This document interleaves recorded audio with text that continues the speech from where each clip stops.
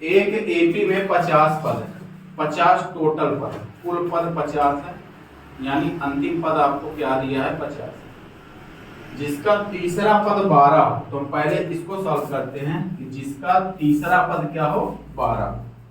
तो यहाँ पे n बराबर क्या हो जाएगा 3 और an बराबर क्या हो जाएगा 12, जिसका ये क्या है अंतिम पद है, और ये हो जाएगा तीसरा। तो n तीसरा पद बराबर कितना हो जाएगा 12। इसको समीकरण के माध्यम से हल, उसको सूत्र के माध्यम से हल करेंगे। ए एन बराबर A plus N minus 1 into D. A N की वैल्यू है आपका यहाँ पे 12 बराबर ए की वैल्यू है आपके यहाँ पे कुछ नहीं दिया है, एन की वैल्यू 3 दिया है, 3 माइनस 1, और ये हो जाएगा गुणे डी, डी भी नहीं दिया। तो 12 बराबर ए प्लस 2 इंटू डी, यानी 12 बराबर ए प्लस 2d, यानी ये हो जाएगा a प्लस 2d बराबर 12, अब ये हो जाएगा समीकरण 1। ठीक है, अब इसके बाद क्या हो जाएगा, और अंतिम पद क्या हो 106 है। क्या बोल रहा है 106, और यहाँ पे क्या बोल रहा है एपी में 50 पद है, 50वां पद 106 है। तो 50वां पद 106 है, इसका मतलब n बराबर कितना हो जाएगा आपका 50 और n बराबर कितना हो जाएगा 106, ये हो जाएगा n 50वां बराबर 106। जब इसको सूत्र से हल करेंगे ये हो जाएगा ए एन बराबर A plus N minus 1 into D.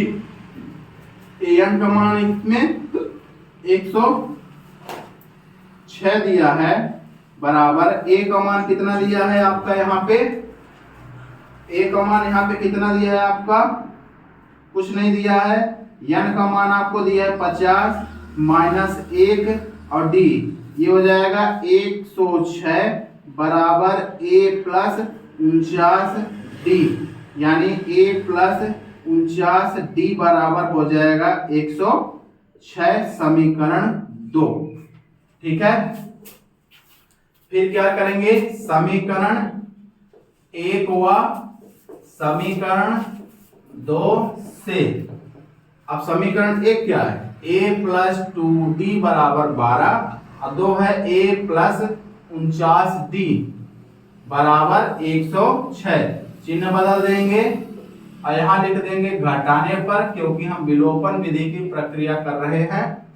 ये आपका कट जाएगा और 49d में हम घटाएंगे तो आएगा माइनस 47d, 2d घटा देंगे।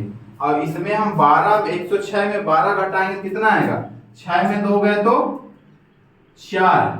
ठीक है, और ये बचा कितना 10, 10 में गए तो 9, बड़ी संख्या 106 माइनस, यानी d बराबर माइनस 94 बटे माइनस 47, माइनस माइनस कट गया, 47 दूना 94, d बराबर हो जाएगा 2। और ये हमारा आ गया आपका d का मान। जब d का मान मिल गया तो हम यहाँ पे किसका क्या लिखेंगे कि d का मान समीकरण 1 में रखने पर, समीकरण 1 क्या है a प्लस 2d बराबर 12, a का मान a plus 2 into D, D का मान 2 बराबर 12, a प्लस 2 दूनी 4 बराबर 12, a बराबर 12 माइनस 4, a बराबर 8, यानी आपको a भी मिल गया। अब हम आगे सवाल में करते हैं, क्या बोल रहा था इसका 29वां पद ज्ञात कीजिए। क्या बोल रहा था 29वां पद, तो लिखेंगे 29वां पद कैसे निकालते हैं, a29 यानी 29 बराबर a प्लस 28d, ये लिखते हैं ना। तो a प्लस 28 यानी a का मान आपको कितना दिया है 8 प्लस 28 गुणे d का मान दिया है 2, 8 प्लस 28 गुना 56, 8 से 14 यानी 64, ये हो जाएगा a29 29 का मान है आपका 64। और ये हो जाएगा आपका आंसर।